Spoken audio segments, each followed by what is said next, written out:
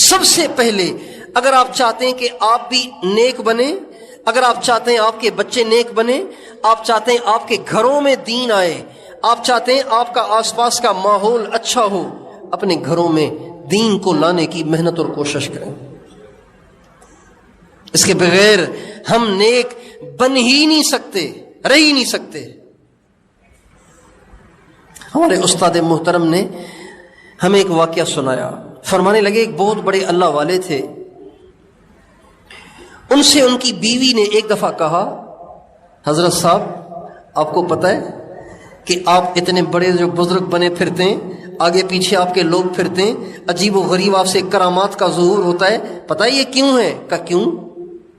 اس کے ذہن میں تو یہی تھا کہ آدھی رات کو کھڑا ہو کے عبادت کرتا ہوں، اتنے ہزار اللہ کا نام لیتا ہوں، اتنی تسبیحاں پڑھتا ہوں، اپنے آپ کو گناہوں سے بچاتا ہوں، ظاہری بات ہے میری انہی محنتوں کا صلہ ہے مجھے۔ تو وہ بیوی کہنے لگی، حضرت صاحب پتہ ہے آپ کو یہ اتنی بڑی بزرگی کیوں ملی ہے؟ اعمال کی برکت سے ملی ہے؟ کہا نہیں میری وجہ سے ملی ہے۔ کہا چل تیری وجہ سے ملی ہے، آدھی رات کو اٹھوں میں اور بزرگی تیری وجہ سے؟ کہا ٹھیک ہے، آپ نہ مانے میری بات، آپ نہ مانے میری بات۔ اچھا اللہ کی شان، اگلے دن حضرت صاحب کی تہجد قضا ہو گئی۔ ویسے تو 2:30 بجے 2 بجے اٹھ جاتے ہیں، اور اب تہجد ہی نکل گئی۔ بزرگ بڑے پریشان ہوئے، سارا دن استغفار میں گزر گیا، اللہ سے معافی مانگتے رہے، یا اللہ پتہ نہیں کیا گناہ ہو گیا، تہجد ہی چلی گئی۔ اللہ کی شان، اگلے دن فجر کی جماعت چلی گئی۔ ارے یہ کیا ہو گیا؟ اب پریشان، سر پہ ہاتھ رکھا ہوا ہے، بزرگ پریشان ہے کہ بزرگ ہیں اور تہجد ہی نہیں، بزرگ ہیں اور فجر کی جماعت ہی نکل گئی، پریشان۔ بیوی نے دیکھا کہ حضرت صاحب پریشان بیٹھے ہیں، کہا حضرت صاحب کیا مسئلہ ہے؟ کہا بیگم کیا بتاؤں، تہجد بھی گئی، آج فجر کی جماعت بھی گئی۔ کہا میں تو آپ کو کہتی تھی نا کہ آپ کی ساری بزرگی میری وجہ سے ہے، آپ تو مانتے ہی نہیں تھے، اب دکھائیں نا اپنی بزرگی۔ کہا اللہ کی بندی بتا مسئلہ کیا ہے؟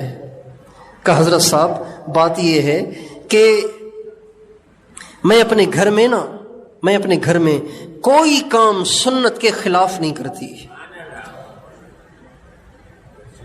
اپنے گھر میں کوئی کام سنت کے خلاف نہیں کرتی۔ جو کھانا پکاتی ہوں اللہ کے ذکر کے ساتھ اور وضو کے ساتھ،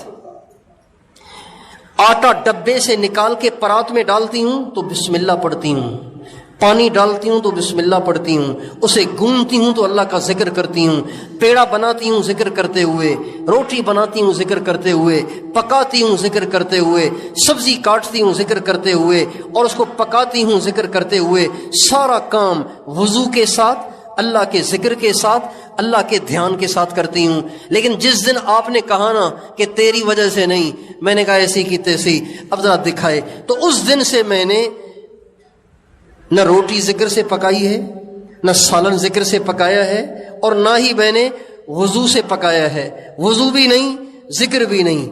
تو دیکھ لیں آپ اپنا حال۔ تو وہ بزرگ کہنے لگے بے شک میں مان گیا کہ میری ساری بزرگی آپ کی وجہ سے، مہربانی کر کے جیسے آپ پہلے کر رہی تھیں اب بھی ایسے ہی کریں۔ جب تک ہمارے گھر کا ماحول ٹھیک نہیں ہوگا، ہم نیک بن ہی نہیں سکتے۔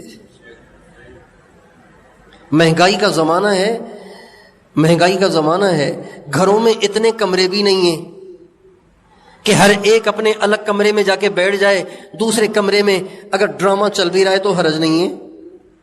ایک گھر ہے، آپ اس میں رہتے ہیں، سارے بے دین ہیں، ایک آپ دیندار ہیں، آپ اپنا دین کیسے بچائیں گے اگر آپ کے گھر میں دین کا ماحول نہیں ہے تو؟ اس لیے گھر کے ماحول کا درست ہونا یہ سب سے زیادہ ضروری ہے۔ اور دیکھیں مدرسوں میں پڑھانا فرض عین نہیں ہے، فرض کفایہ ہے۔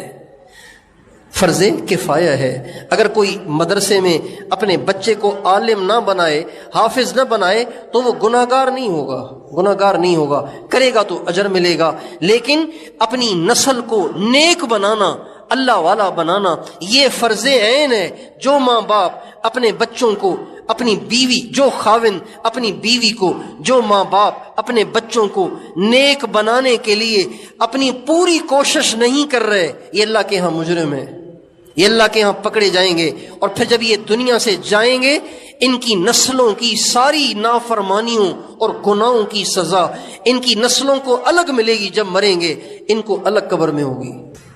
اس لیے جیسے آج ماں باپ کو اس چیز کی فکر لگی ہوئی ہے کہ ہمارے بچے کسی اچھے اسکول میں پڑھیں اور کسی بڑی ڈگری کو پائیں اور اچھی نوکری کریں اور بڑا گھر بنائیں، اس سے زیادہ ان کو اس بات کی فکر کی ضرورت ہے کہ ہماری اولاد نیک ہو جائے، ہمارے گھر کا ماحول اچھا ہو جائے۔